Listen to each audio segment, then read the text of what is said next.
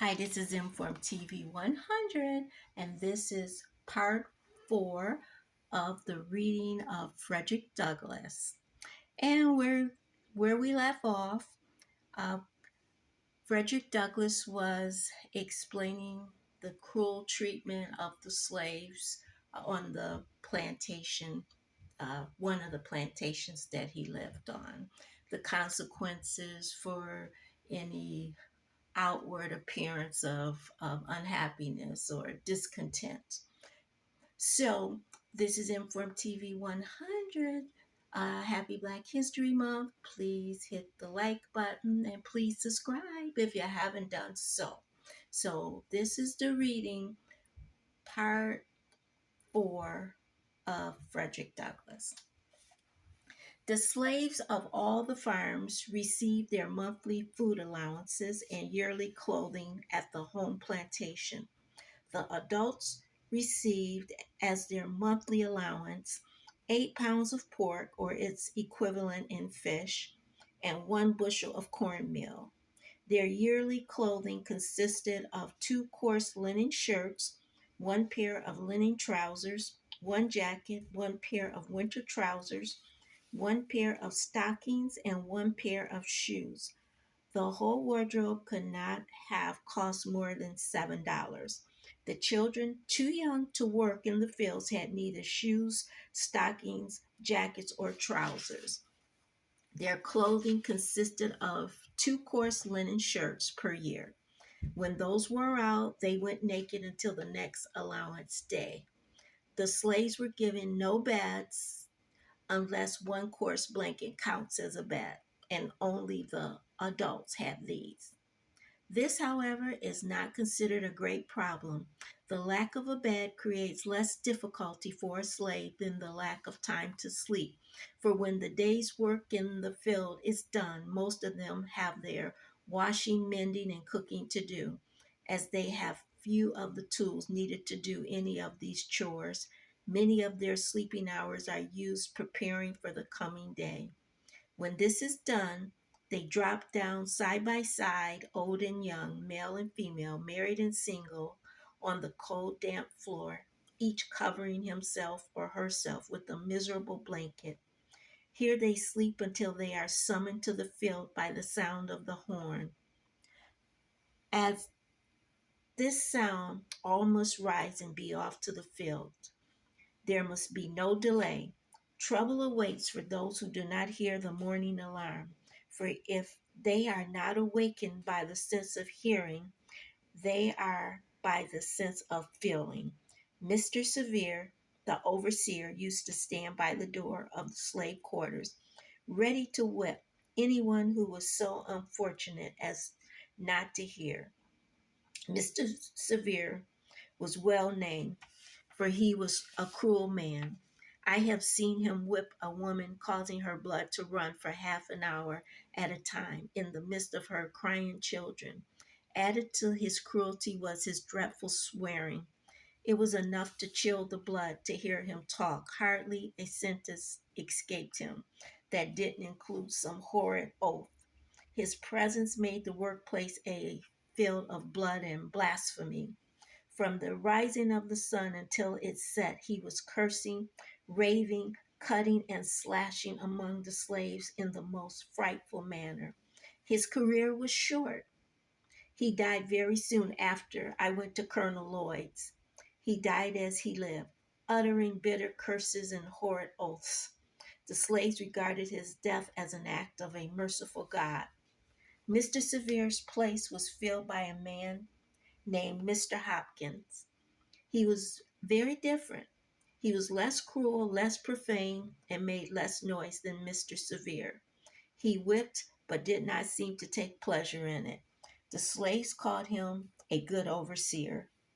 The home plantation of Colonel Lloyd looked like a country village. The mechanical operations for all the farms were performed here, including the shoemaking and mending, blacksmithing, cart riding, weaving, and grain grinding. The slaves called it the Great House Farm, and it was considered a great privilege to be sent to do errands there. Slaves working in the outlying farms would do anything to prove themselves smart and trustworthy so that their overseers would select them for such tasks and be for that time away from the fields and the slave drivers whip. Slaves especially wanted to be selected to go to the great house farm to pick up their monthly allowances for themselves and their fellow slaves. While on their way, they would make the forest around them echo with their songs. They would make up the songs as they went along. When I was a slave, I did not understand the deep meaning of those crude, simple songs. I was myself within the circle of slavery, so that I did not see or hear things as I would if I were outside it. But those songs told a tale of sadness that was beyond my feeble understanding. They breathed the power of souls boiling over with bitter anguish. Every note was a testimony against slavery and a prayer to God for deliverance from chains. Even now, remembering those songs affect me deeply. While I write these lines, tears are running down my cheeks. If anyone wants to understand the soul killing effects of slavery, let him go to Colonel Lloyd's plantation on allowance day, hide himself in the deep pine woods, and listen. I have often been astonished since I came to the North to hear people say that the singing of the slaves is evidence of their happiness. It is impossible to imagine a greater mistake. Slaves sing most when they are most unhappy. The songs of the slave represent the sorrow of his heart. He is relieved by his songs, and an aching heart is relieved by tears. A man cast away on a desert island might sing, and no one would consider that evidence of his happiness.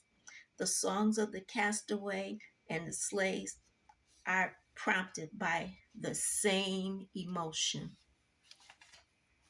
Colonel Lloyd kept a large fine garden, which kept 4 men and the chief gardener almost constantly busy. The garden was probably the greatest attraction of the place. In the summer, people come from as far away as Baltimore and Annapolis to see it. It contained fruits of every kind, from the handy apple of the North to the delicate orange of the South. The garden was a source of great trouble on the plantation. Its excellent fruit was quite a temptation to the hundreds, swarms of boys, as well as the older slaves. Hardly a day passed during the summer that some slave was whipped for stealing fruit. The colonel tried all kinds of tricks to keep his slaves out of the garden. The last and most successful one was to spread tar all over the fence that surrounded it. After that, if a slave was caught with any tar on himself, it was considered proof that he had tried to enter the garden, and he was severely whipped by the chief gardener. This plan worked well, as the slaves became as fearful of tar as the whip. The colonel also kept a splendid collection of horses and carriages. The horses were of the finest form and noblest blood. His carriage horse contained 3 splendid large coaches, 3 or 4 small 2 wheeled carriages, plus several other vehicles of the latest fashion. The carriage house was cared for by 2 slaves, a father and son, old Barney and young Barney. This was their only work, but their job was not easy, for Colonel Lloyd was extremely particular about his horses. The slightly neglect of them was unpardonable, and the colonel constantly suspected such neglect. This, of course, made old and young Barney's job very difficult. They never knew when they were safe from punishment. They were frequently whipped when they didn't deserve it and escaped whipping when they did. Everything depended on the looks of the horses and the state of Colonel Lloyd's mind. This is Inform TV 100. We are reading the narrative of the life of Frederick Douglass, an American slave, written by himself.